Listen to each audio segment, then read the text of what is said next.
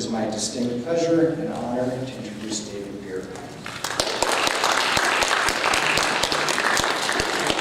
Hello, everyone. I'm going to just take a gander through this to see how this works. Oh, fabulous. Okay, we're ready to go. I know you've had a bit of a program so far, a bit of a day so far, so I'm going to not get too theoretical. I'm going to introduce you to a bunch of people because I think you'll like these people. I'm going to sort of embody the storytelling principle of show, not tell, as much as I can. And I hope you'll look at, just like you, these are people who had circuitous routes to get where they are today. And afterward, life is just not going to be, 50 years at IBM and it will watch. So particularly in these fields that you may find yourself in too. You'll be doing new jobs that haven't been even dreamed up before, jobs where your supervisors have only a vague inkling of what you might be doing, and then be struggling with how to judge how you're doing at that thing maybe they don't even know how to do. So you may find yourself in conventional paths. I'm going to talk very expansively about journalism and about communications. And basically, I'm going to reinforce the skills that you'll gain here and that you have about knowing how to find the story or tell the story in everyone. But I hope the key, other than curiosity, is your ability to kind of find something different in each person. So I'm going to introduce a few people, and we'll find out what they have in common and what they have in common with you, maybe too. Okay? So welcome. Thank you very much. Before I leave, one of you will have to explain what the Boomer mascot is and how it came to be. So I'm a little, 157 years of history, but I was stumped on the Boomer question. So you'll have to help me later on. Okay, let me get going here. And thanks to the Dean and to Marie Franklin and to Jonathan and others for helping make this work. This is Brandy. I want to tell you a little bit about her because this was sort of the idea for this whole talk. She was an English teacher. She was who wanted to build a library in her school. But to do that, she needed to have a library degree. So she went to a library school. And then she said, wow, you can be a news librarian too? And got sort of the news bug after working a couple years in like the reference desk in Vermont, Burlington, and at Champlain College. What she's doing now, last 5 years, is she's probably been the person who a few people are kind of afraid of. Those few people are Eric Trump, who had sort of a funny charity that she found out about. One of those people was Felix Sater, who was a mobster, convicted mobster, and associate of the president, who she found out was buying weird domain names to tag for his enemies. And these nasty men, for the most part, at Vice Media and sexual harassment, she found documents and other things. She's a scary person. She looks very nice, right? And she's very nice. But you wouldn't want to have her on your bad side because she knows all sorts of information that she got from her 2 previous careers. The reason she's the inspiration for me is she said, I just want to find out if it's the most sophisticated thing, like a domain name registry where I can find out all that bad stuff about Felix Sater, or documents. There's people behind the technology, and I want to know both the technology, but the people behind it too, and what they're thinking and what makes them tick. So I'm going to be talking about these people, and you can kind of draw some inferences from them. Let me get back to my planned, really boring plan talk so that you can go. Okay. I actually hit Brandon pretty well. Okay, let me talk about Marcela, who some of you may have seen on GBH or on TV shows or read in the Boston Globe. This is a former student of mine. I used to teach at the extension school at Harvard. Not Harvard, the open enrollment extension school afterward, that brought an incredible array of some people around too. One of them was somebody who wanted to get into sort of a conventional school in the US from Mexico, but couldn't, and found jobs, told her story here in different ways, like Cinco de Mayo is not like a big day. You know, she goes to bed early after talking to her mom at home and telling Noah, and she hears like the people carousing outside with tequila. It's like a minor battle, I guess, in Mexico. So she'll tell those kind of stories. She got a job at a weekly Spanish language publication, and then kept becoming an expert on various things, and now she's at the Globe where she's an editorial editor. So that's another person that I want you to meet. Glenn Birkin. He said he was sort of a cog in the wheel. He was an editor at a paper that was shrinking. Coverage of diverse communities was shrinking also. And he had this little idea, and on the day that, on the week that Obama was elected president, he said, you know, I'm going to start my own site in Charlotte, or the Queen City, in North Carolina. And since that day, he's kind of been his own boss, and he's covered and battled in this little market. The benchmarks or the enemies are the longtime African-American monthly newspaper, or weekly newspaper, or some upstart thing on Instagram. So he has a lot of church-going core audience, women sort of between 30 and 55, and does other things in this really growing community in North Carolina. But somebody who saw the world as it was and said, I could do better. So that's Glenn. I also will have, I can probably make a copy of what I'm doing here and give you links after we're done. This is Tom Brennan, Marine Corps. That's, I believe, in Iraq. He was also in Afghanistan. Didn't go to college, didn't write much, but also didn't see any stories about people like him coming back home.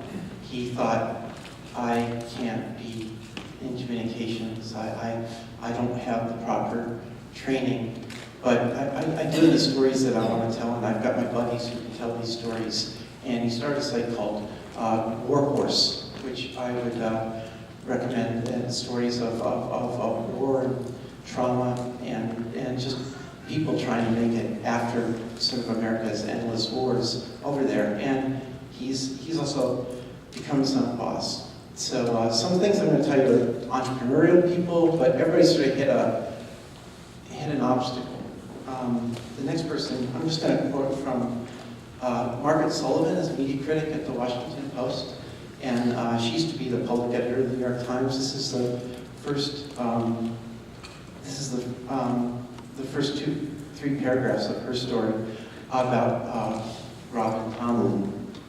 Robin Tomlin remembers all too well the high school teacher who tried to persuade her to drop out of school. She basically told me I don't belong there anymore, Tomlin said. Instead, Tomlin persevered and eventually crossed the stage in 1989 to pick up her diploma. She was 8 months pregnant. She persevered, worked a full-time job, was a single mom, went to college, and sometimes took her 5-year-old to the school paper where she was trying to do some other work. I mean, this is her hometown, she had folks there that were helping take care of her kid while she does this other stuff. Now, as of about a month ago, she's running the newspaper in her hometown, Raleigh, North Carolina, and 6 other papers that are from her class. She had a career where other people saw obstacles and she thought I could blow by them. And she's back in her hometown where she once felt shame with her head high as a leading citizen. So these are just some of these people that I think might give you an idea of where I'm going. Similar kind of story. See that baby? That picture is 26 years old, and the baby's going to have a baby. The woman in that picture needed to earn some money for that baby, so she started as a clerk in the circulation department of a little newspaper in her hometown in Michigan City, Alabama. Working as a mom, she moved to the editorial side and eventually became managing editor of another small paper in Indiana, and then made her name by thinking about the possibilities that others didn't see in digital media. Today, she's running 4 newspapers and 24/7 websites as the head of AL.com. That's Alabama's biggest website. She took a lot of her video team and created something called Red Clay Media, which does some incredible video work, both sort of custom work. You're going to hear me talk about social media and custom publishing and other things. She's seizing the day, and she's really dreaming up fun ways to grow the business, moving much of her, she does things like this. Let me just see if I can show you. You guys up for a video, if this works? This is based.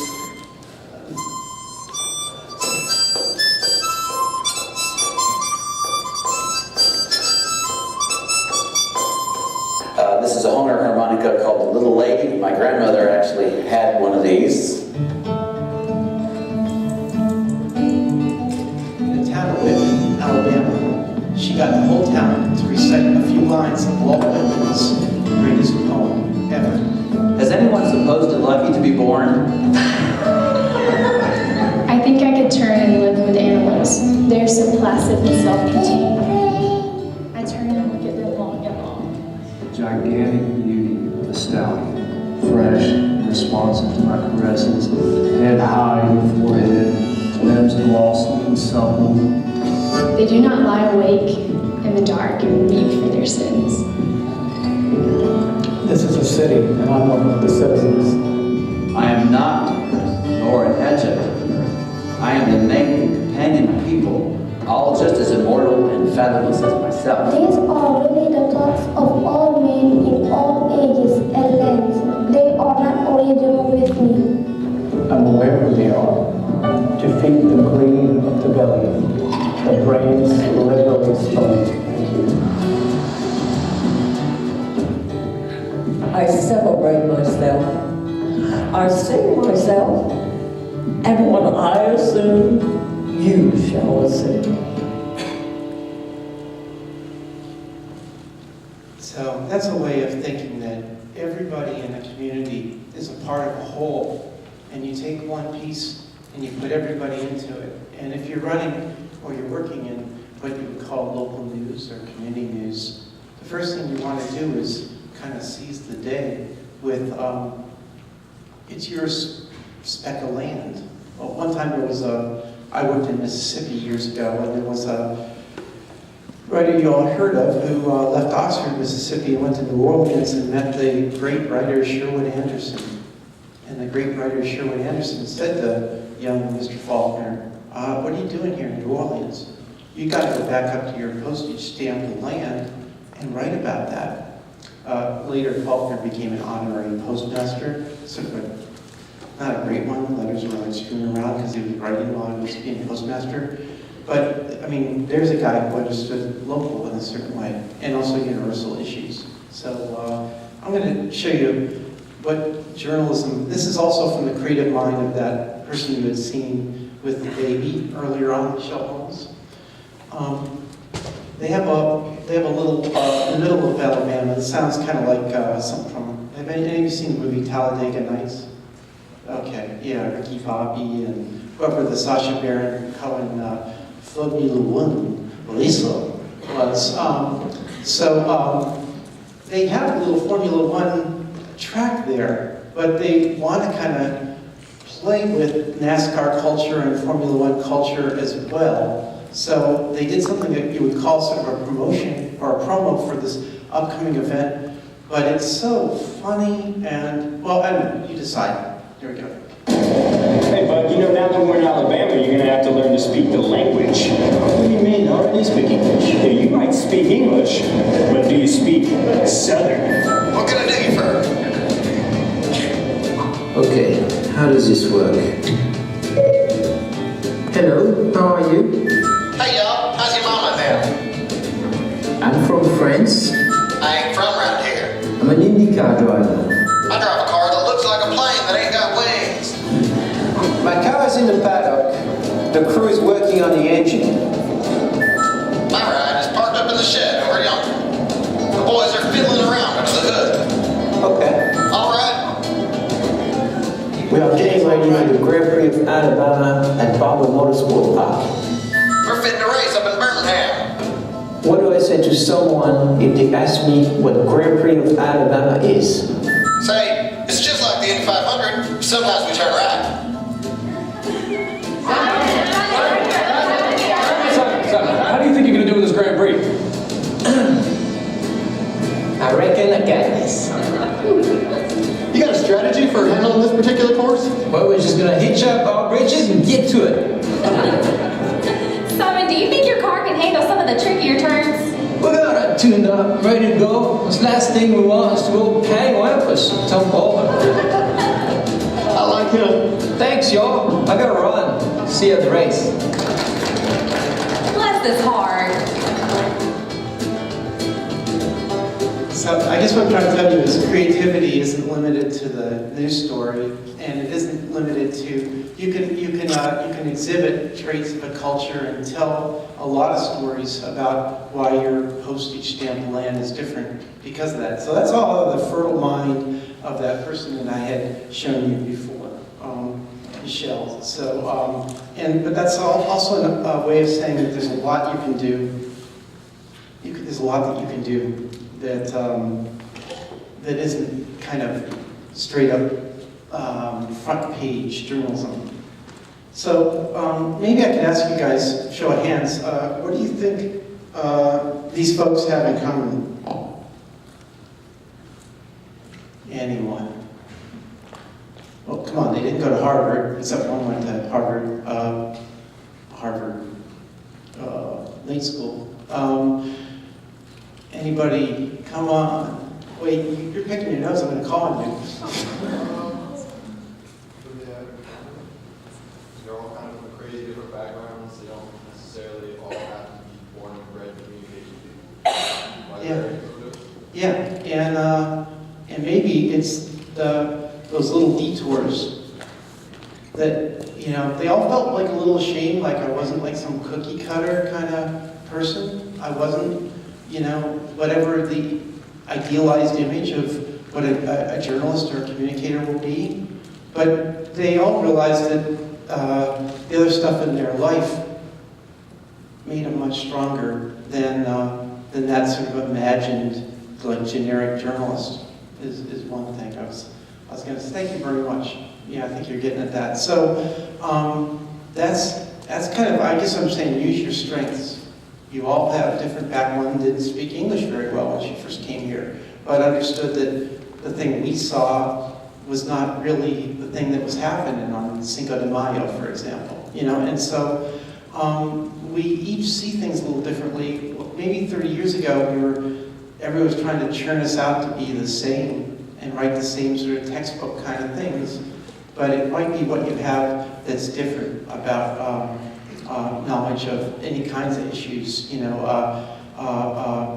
race, ethnicity, gender, family stuff, folks getting divorced, or folks, you know, having to take care of a brother or a kid, you know, a friend who's disabled. You know, all these things in your life make you a little stronger to be able to tell a certain story, and sort of increases that sort of empathy valve for reaching other people too. So, so that's, I'm going to introduce you to a few more. Is this working for okay? Are you enjoying my friends?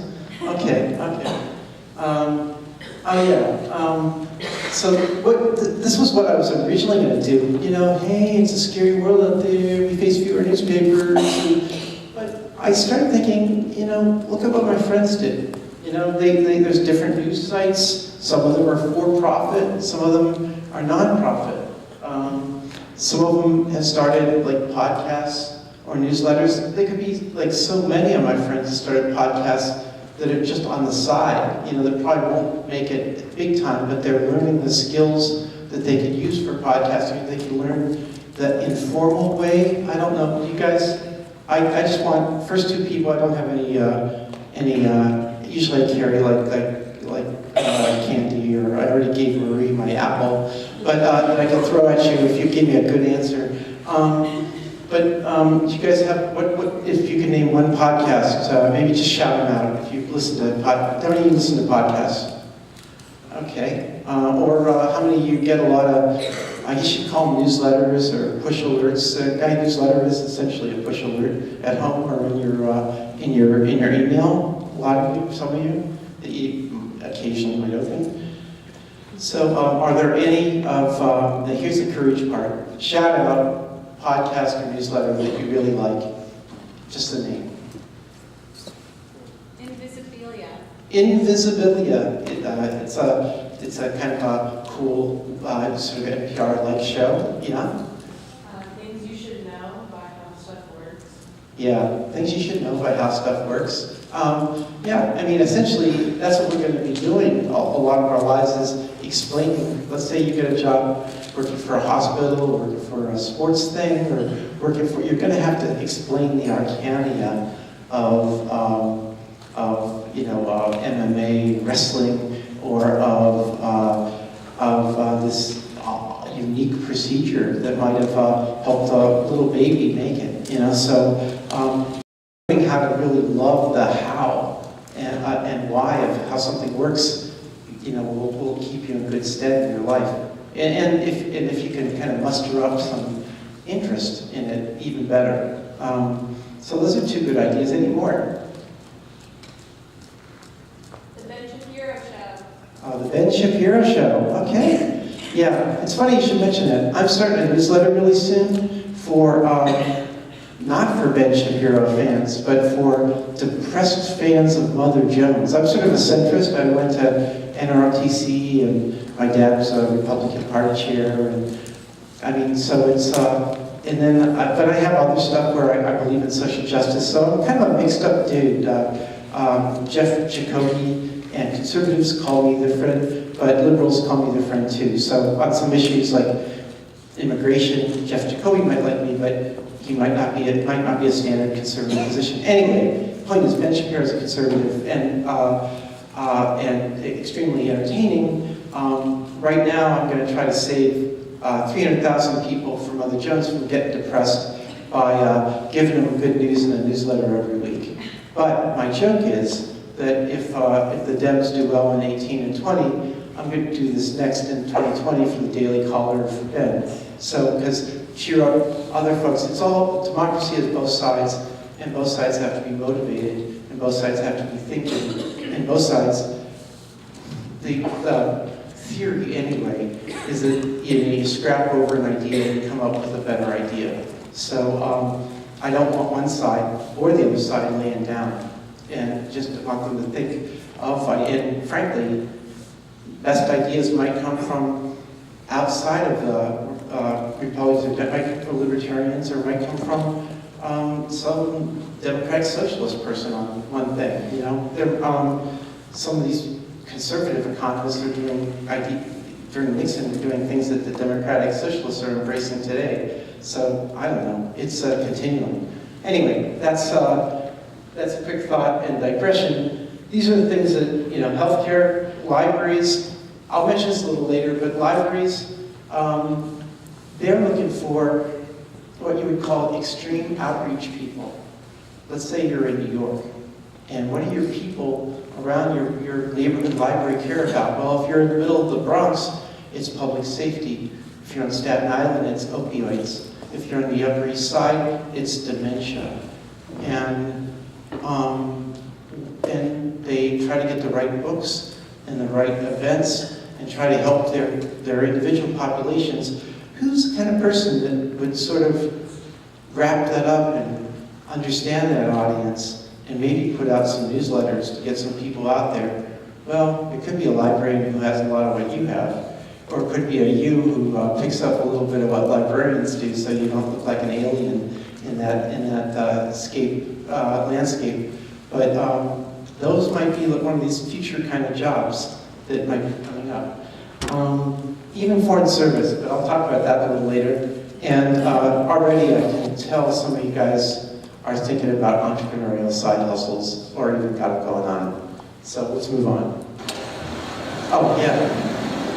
Why? These are Hawaiian monk seals, little baby and his mom, and they were born on a beach outside one of the best hotels in Waikiki. It became kind of a shrine. People came every day for Civil Beat, which is a little site that does news around Hawaii. It was a little down market for them, but people loved them for doing it. And they kept the live cam going, and they got donations. And what they did was they told the community that your community is special. So many of our communities that have lost newspapers or gotten really skinny, or reporters have moved on. A lot of in the heartlands, there's as many as 60% of the reporters have moved on. They might need one of those extreme outreach librarians for their weekly newsletter that has events as well as library events in it to get the community together. Or they might need something to say why our little annual festival or why some weird thing that happened makes us special. And it means a lot. It means a lot to a place's identity. So I just thought, and with that, with FB Live, this little site in Hawaii that usually does investigative stuff, got a human edge that has made it a much stronger business. So, stuff continues to surprise me. Oh, you're never going to know anything, and the longer you're in it, the less you're going to know. Or at least the more confident you are, the less you're going to know. I was a lot more confident when I knew less, actually. I want to talk about disaster. And what happens if you want to go out for a drink one night, and there's somebody there, you didn't know they had a hidden camera, you didn't know they were James O'Keefe's friend, and they didn't know that was going to go on Project Veritas, and all of a sudden, you're the example of everything that's wrong with mainstream media and how liberal it is. So that happened to, well, the person with the beer right there, Des, in October when the tape came out. It wasn't like there was an editorial person that said more damaging stuff, but this is somebody over a beer who doesn't know they're going to be recorded, and the stuff's edited kind of provocatively. Disaster. So her word is, her character appears to be mud. She says, oh, people like to read us to see what crazy thing Trump's going to say. But, which might be true. I mean, people to the right or to the left, half the people I retweet are from the right, and that's something Ken Williamson of the New National Review would say right off the bat. But it just seems weird with a medium that's trying to be objective, or that prides itself on theoretically going to be objective. So it doesn't look like she's going to get promoted anytime soon at the New York Times. I think she's lucky she's got a job. But all this negative stuff got her to think, isn't there any good news in the world? Isn't there? What if I did something that, just like we, at the Times, we have 6 or 7 really great stories a week that are really good, but they're buried by all the weird stories. Some crazy guy going on the cable news shows, or something about some escort in a Thai jail with theoretically audio tape. Well, this is an escort on a learn how to... Anyway, I won't say why she's in Thailand, but these are odd stories. These are abnormal psychology kind of stories. Des comes up with something else. She comes up with, let's say Rome has its first snowfall in a long time, and weirdly, joy breaks out in St. Peter's Square. And weirdly, one of the dudes in a snowball fight is this priest. And the story is about the kind of weird joy in Italy at a break in the action, or there's a scientific change for the better, or there's some study that says, I don't know, all these things that you, like maybe you don't need to take fish oil supplements because you're just as good without them. Or, there's all sorts of aspects. If somebody wants to come up with a new strain of a banana tree that could give 30 million people in the world better nutrition. So it sounds at first like Don Quixote, like some kind of crazy dream, but there might be a place for that. Or we might learn that some weird thing right after the Big Bang that created our universe from some bunch of rocks that we just found. You know, so she found those stories, and it's doing pretty good for them. There are like sites called In Better News. These are like, had you ever thought that some of you might be involved with like, hey, I think news is broken. I think people think journalists are slime. But journalists actually do some good things. Here are some of the good things that they do, since they shine the light on this. A bunch of people got this kid through school, or a bunch of people. So there's something called In Better News. It has a lot of cuddly puppies, but it's a daily news site. That's probably just joy and self-care, maybe, if you've had a bad day. There's places like what Des does, and something I started called The Optimist, which are aspirational kind of stories. There are places either to the right or to the left that are, there's a place on the left called Small Victories. It's all about like, you know, here we stop Trump in this thing, we stop Trump in that thing. And so that's more, that's for the, I guess, the politically committed on either side. It does have some things like truth to power. I can't wait until my 2020 Weekly Standard column where truth to power might mean somebody standing up for a freedom of speech type thing in a First Amendment Nat Hentoff sense instead of another way. So there are different kinds of good news that you can do. And I think that it's important. Any business would want people to know that they do good stuff as well as bad stuff, as well as it's just purely functional. You know, we might save you a little money on your gas each week because we have better emissions or fuel efficiency, or we might do this or that. So I think journalism has to do the same thing too, because there are good things that are just sort of outmoded. And anyway, Des, if she hadn't hit this career disaster, probably wouldn't have thought, what the hell? Let me try something new, because I'm just going to do what I want to do, because, you know, I don't think working in the system is going to work for me. I want you to meet Julie, who did work in the system for like 30 years. And she had a goal. She wanted to be editor-in-chief of a paper. In fact, let me find the notes so I can tell you about that in a better way. And she took all sorts of jobs, lateral moves, jobs nobody else wanted, jobs that were first-time kind of jobs. You might too. And they just said, you know, hey, seize the day. Hey, you know, go to all the empty spots. And they said, what? Our paper, our news site, this is so thin. There are plenty of empty sites. Choose the empty sites you want to fill. So they did, and she just went until they told her to stop.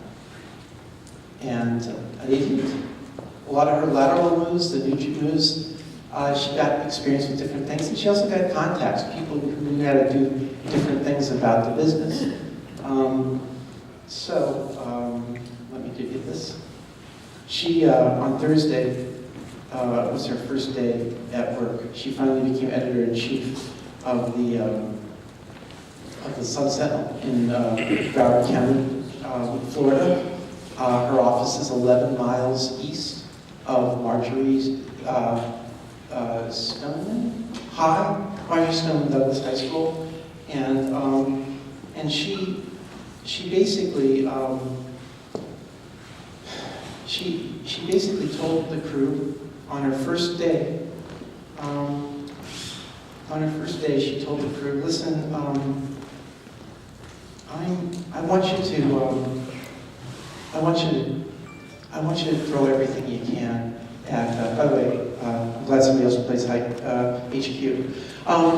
So I want you, let me do something, make sure you don't ever miss one of these Parkland stories. Make sure you kind of cover this national movement, never again, it's in our backyard. The good side and the bad side, but let's keep our eye on these kids. One of these kids, David Hogg, was like a reporter for the Teen Link section of the Sun Sentinel. So her message was very simple. We have something in our backyard that's national. Let's just report the hell out of it. And all the little things in her life for 30 years that she wanted to do, well, maybe I can make it look better digitally, or maybe I can do this, all sort of fall into place now that she's got this job that she was out in the wilderness a long time and got a cool job now. So this may happen to you guys, and you'll probably be hit up by your friends in college for a job if one of you really hits it. This is what her big advice was too. She said she sucked. Can I say that word? Sorry. She stinks at self-promotion. Anybody else that's not the best at self-promotion here? Yeah. Okay, me too. You guys are also really good self-promoters, I guess. But you know, you got to tell them what you want because they're not going to read your mind. And if you don't tell them what you want, it's probably not going to happen. So she probably wasted like 10 years thinking, oh, they'll notice me. They'll notice me because I'm doing a good job. And they didn't because they were busy. So that's, this is the career advice segment of my talk. And I also wanted to let you know, so Julie's doing great. She's in her new job. She talked to me this morning. And I told her I was going to tell you guys, what does she look for? I said, what should I tell them, what should they be smart at if they want to work for her? And she said, turn on a dime. Don't be afraid of anything. I said, like, fearless like a liberal or conservative Emma Gonzalez. And she said, absolutely, fearless. And somebody says, you know, want to do a newsletter and you don't really know how to do it, you say, I'll learn. So we want to do a podcast. I don't know much about it, but I'll try. And let me get it together. So it's the willingness to do something where others aren't willing that could set you ahead, you know, for all these like strange things that we might face in the future. So that's about opportunity. I also want to make it, whatever you do, about these dots in this picture, and figuring out what makes them unique and what they want to know about, and what do you think other people will want to know about. That way, I was able to talk to you without using the words audience or metrics or analytics. So that was really exciting to me. So, but that's the reason why all that stuff is important, because you may figure out, and you might know how to figure out what people want, and maybe should want to. There's a little bit of that you have to guide. If you're the small town publishers of years ago would just say, there's a city here, and somebody would say, there's a village here. The old publisher in Chicago said, no, there's a city here, and it's 25 miles from north to south. They're like, no, there aren't. There's like a bunch of little unincorporated areas and suburbs. They go, oh, they're all going to be annexed because everybody's a Chicagoan. And so a lot of what defined the community came from the people. It sounds kind of like odd, you know, because it's not like, oh, I just serve the people, I just tell the stories as I see them. This is people saying, I love my town, or I want the best for my town. And Mr. Mayor, if you just put that pollutant right next to the elementary school, that doesn't, you don't want the town like we do, because that's going to make the kids sick. So the only reason you can do that is not because you're going to quit that town in 6 months to get a job in New York. It's because if you can legitimately love or seek to better some of those places, then maybe you have the moral authority to kind of make the elected officials click in their boots when you ask them some uncomfortable questions. Anyway, you know these types of opportunity. I was going to talk more about this in structure Y'all can email me or reach out to me on Twitter if you want more. But people will think that you're like gods. Well, you know what the kids think. That happened to me. I'm old now. But when I was 21 or 22, all these people who were 20 or 30 years older than me would say, you know, what do the kids think? You know, or what do the people of who speak your language or look like you think? And all of a sudden you're like, I could play this. I could be quote unquote a representative of the people, or I could just ask a bunch of my friends whether they or different people I meet at this age what they think and do that kind of reporting. Anyway, you have social media is one of the things where they say you guys know more than I do about. I don't know. We don't really have a Snapchat strategy, so you depending where you want to go in, there'll be jobs there. There'll be jobs, as I mentioned, custom publishing, like that Ricky Bobby kind of world that will get you doing storytelling. There's, like some of you already, and folks at Simmons have help reporting sidebars and corporate. Every corporation I know is trying to tell stories internally and perhaps externally, create their own websites like every other news outlet, and say, you know, these news outlets are so weak. We do a better job of telling our stories anyway, and then get thought leaders in those companies to write op-eds that you probably edit and make readable. So those are kind of jobs, and libraries I mentioned. Types of opportunity. Anybody know what that building is? Anybody? It's a U.S. Embassy. Do you know where? Any guesses?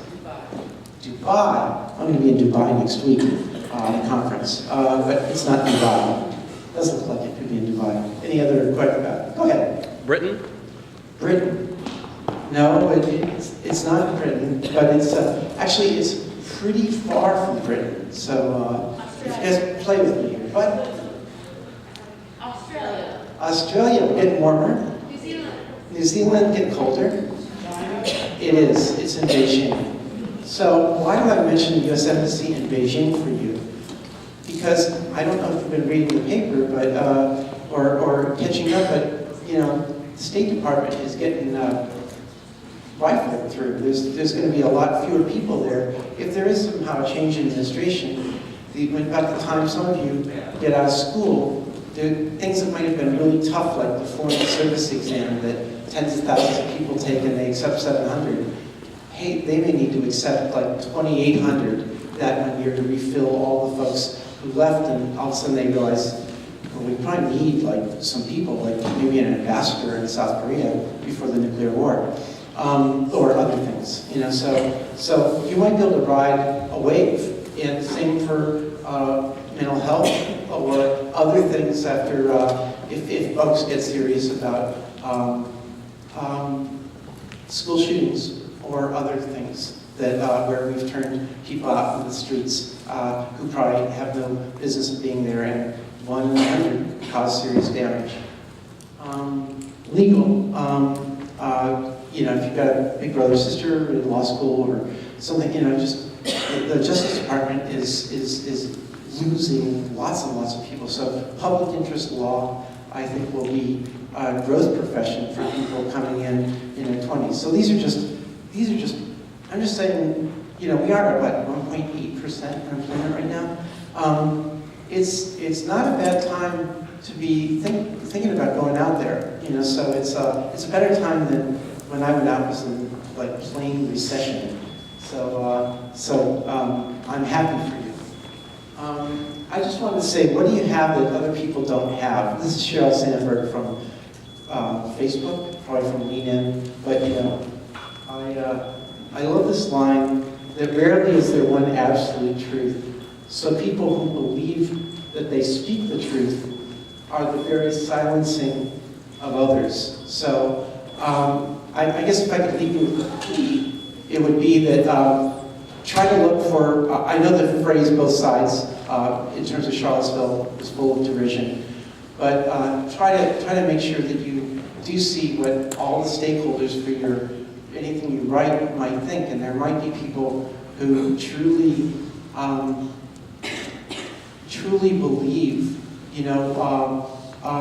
different than other stakeholders in your story might on key issues. And it's a plea to give respect to different sides on tough social things. I know I might be like fighting against spitting in the wind, but I gotta believe that there's gonna be a better, slightly more civil world coming back out for our country in a couple years. So guys, be soldiers for that. And the adventure you have won't be on a straight line. Will be full of bumps. You'll have to look in the mirror and tell yourself what you believe in every morning. Sometimes. That's what somebody told me. She was right. And particularly if you have to manage other people, and you have to work in a team and make sure that every team member shines, and try to hide your ego. What the Colombian writer Gabriel Garcia Marquez called the little Argentine inside each one of us. I hope there aren't any Argentines in here. There's different nations say things about other nations, I guess. So Nobel Prize winners are no exception. Anyway, you have to make other people look good sometimes too. And but what's the mission of what you're doing? So if you can stay late, work till the job is done, raise your voice, even if you think that you're too young or don't have as many years in as somebody else. Your voice matters. So anyway, the adventure you'll have, but you'll get to learn about the people. You'll get to learn the different people that you'll meet or see all throughout the world or whatever job you're doing. If you don't like it, you keep some notes on the side. It might be a fun sitcom. But it's a variety of people in the world, and being in communications gives you the chance to kind of see a multiplicity of stories that you wouldn't see just sitting on the couch.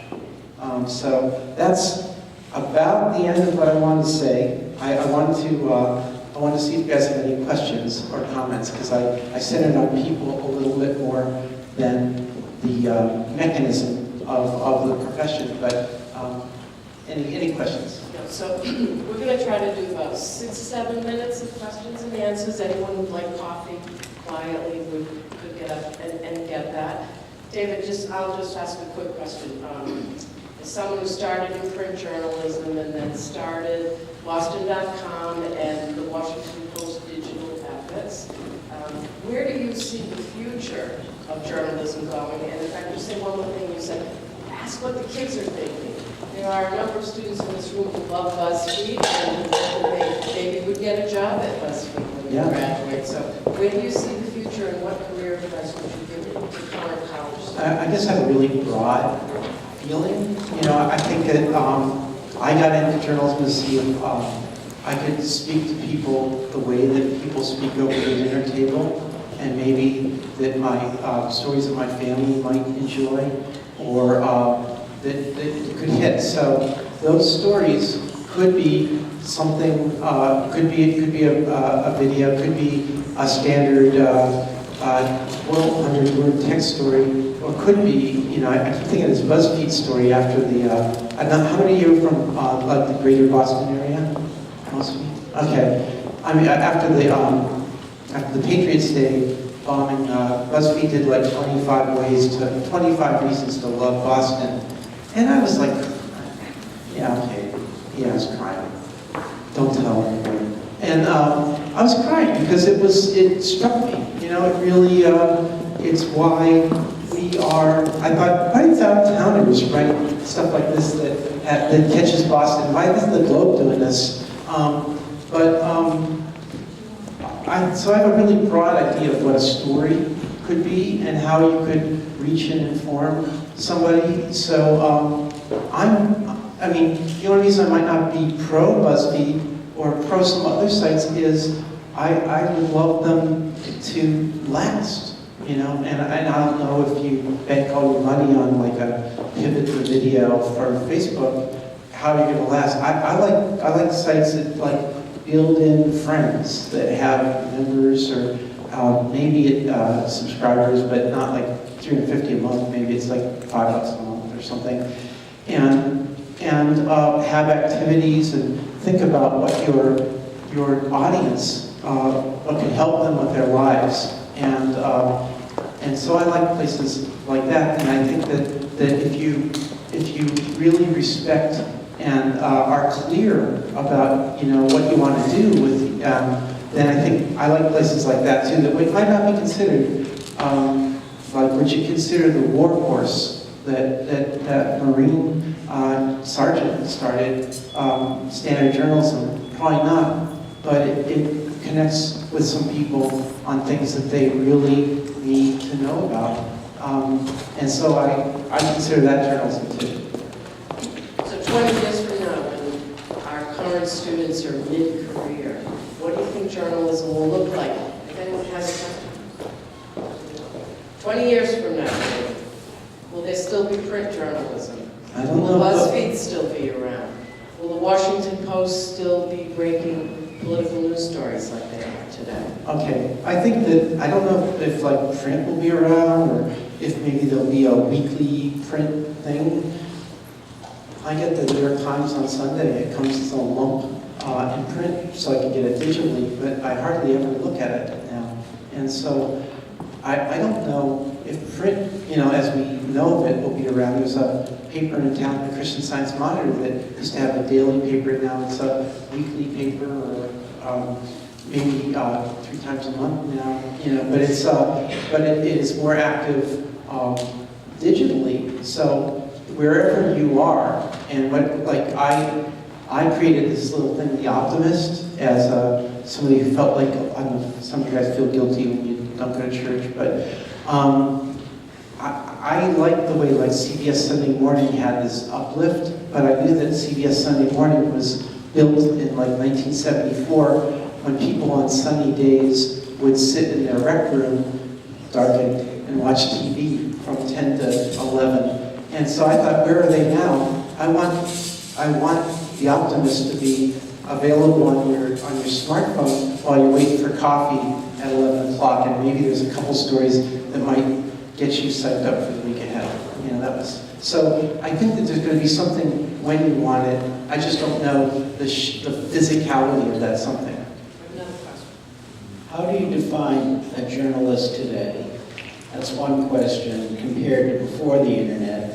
And the other question is, I think the issue of communication is much different today because of the internet and because of fake news and because of all the disinformation on the web, that we not only have to be a communicator, but we have to be discerning readers.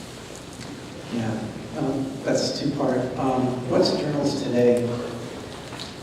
I think a journalist today is somebody who finds stories, checks them out. I mean, a good journalist is somebody who checks them out to make sure that they're factually based. Will tell what's different from a journalist today than in the past, although maybe TV journalists were in the past when something would go boom and they would say, here's what we know right now. So all journalists are probably saying, here's what we know right now with this story. We'll probably update it a little later if we get some more. It was always the first draft of history, but it's a little more obvious now of how iterative it is sometimes. And so I think a journalist has to, today has to kind of come up with something that will be both interesting and useful and perhaps enlightening and true. So I don't know if that's changed much from the past. The ways that you do it are different.